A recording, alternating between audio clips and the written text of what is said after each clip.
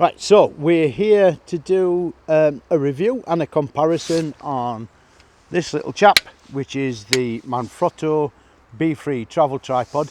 I'm going to compare it against this tripod that I've been using for quite a few years, which is the Manfrotto, I never remember what it's called, 055X Pro B.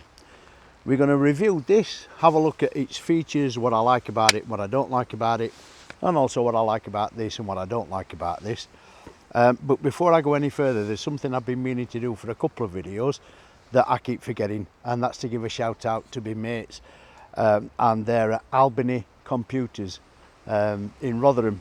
If anybody's in the South Yorkshire area and they need anything repairing or you want a new computer, have a look at Albany Computers. I'll put a link to their site below in the description. But let's have a look at this little beast and what it can do and what it can't do, and why I think it's a great little tripod.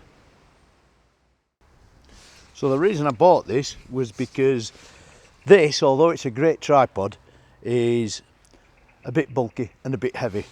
This weighs just over £3, and as you can see, it's nice and small. If you compare the collapsed size to the Pro B, it's quite a lot smaller. So if you're hiking any distance, it's easy to pick up and carry with you. It will either go in your bag or attached to the back of it. I'm just going to quickly show you how easy it is to set up. This is the fully collapsed position. So we invert the legs invert up around the center column first of all, and it has the clips on the legs rather than the twists. So we undo the clips and extend the legs.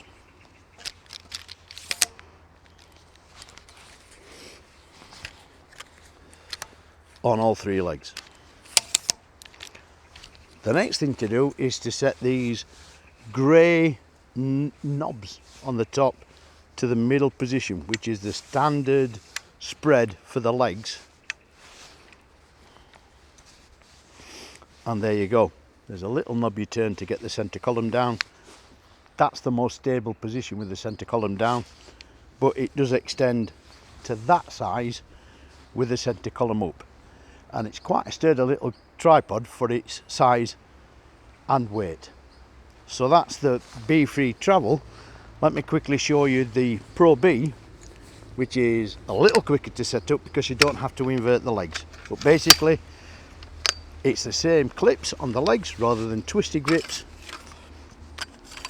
Only two on these because there are fewer sections of the legs.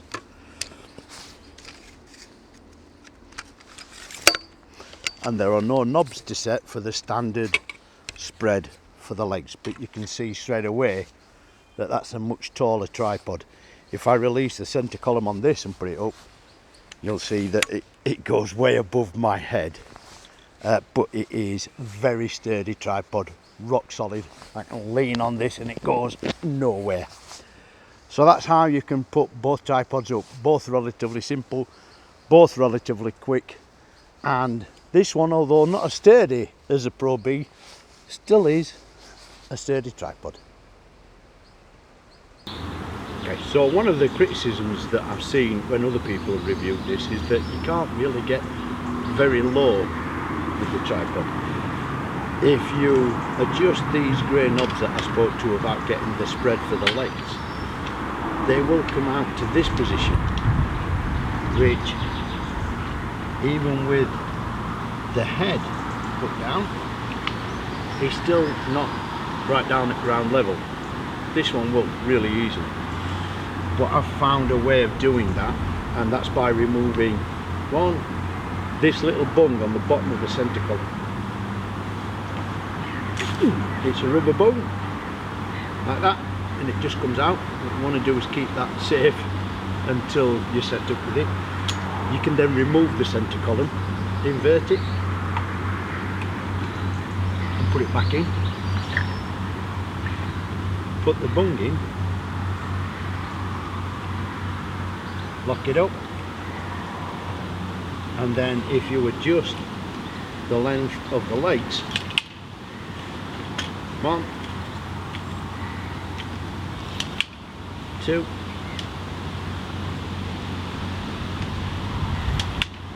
BeFree.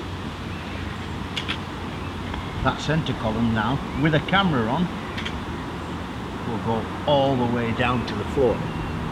Yes, your images are going to be upside down, so you have to flip them over in post-production, but that's a way you can get this tripod to go all the way down to the floor, so it is as flexible as you need it to be. Put it back together again, remove the bung, loosen the centre column knob, put the centre column in the right way around, tighten the centre column knob, keeping the bung safe at all times so you don't lose it. Readjust the knobs.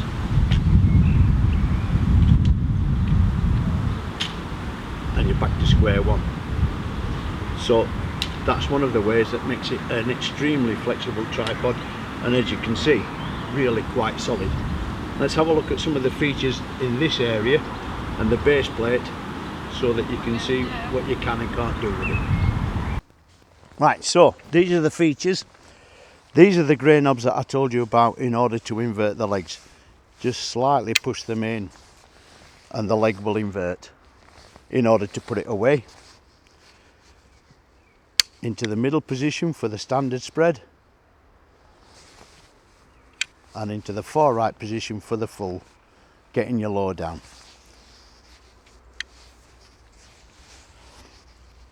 The tripod comes with a ball head attached already. The Pro B is just a set of legs. You have to buy a separate ball head, but this tripod comes with it. It's really nice, this ball head. I like it because if you slacken it off a little bit, it will hold your camera in place but allow you to adjust. Slacken it off just a little bit further and you've got full wobbliness on your tripod. The base plate has these cutaways here which allow for the legs, when they collapse up over it, to slot into.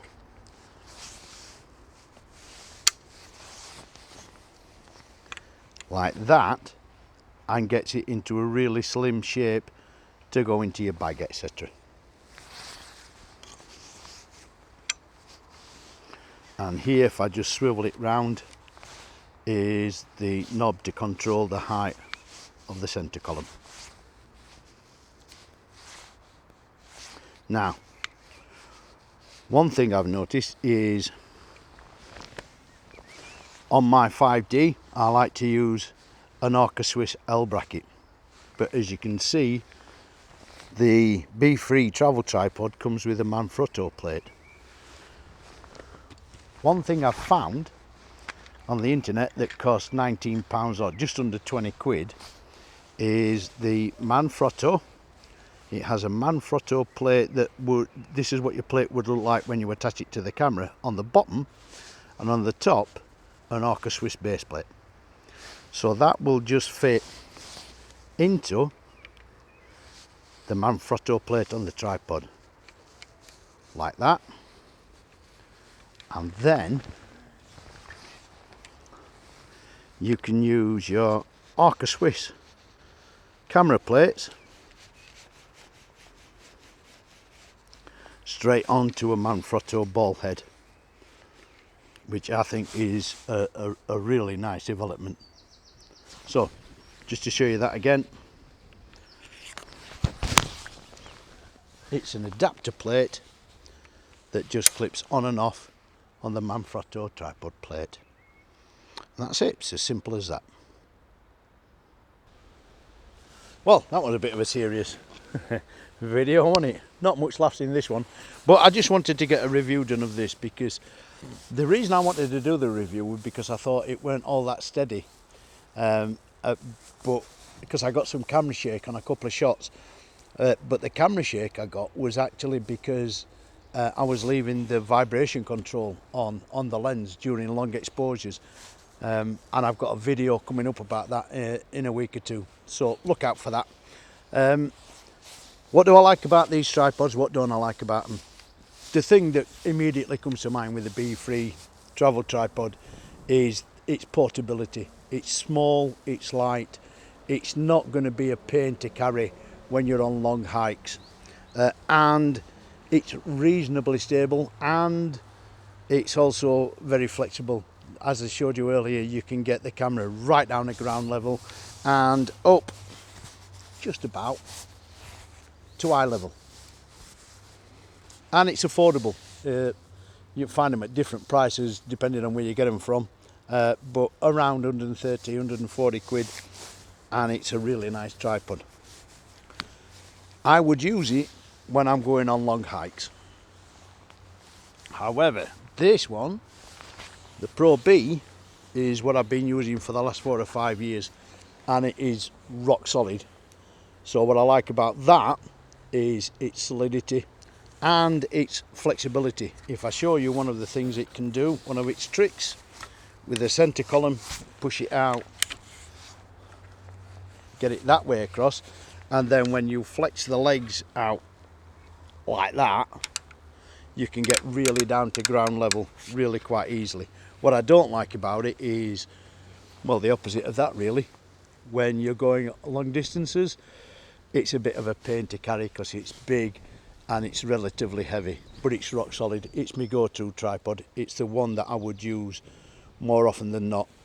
It's about 140-ish just for the legs. You have to buy a head to go on it separately, which takes it up to about 200, but it depends what you get for the head and what prices you can find.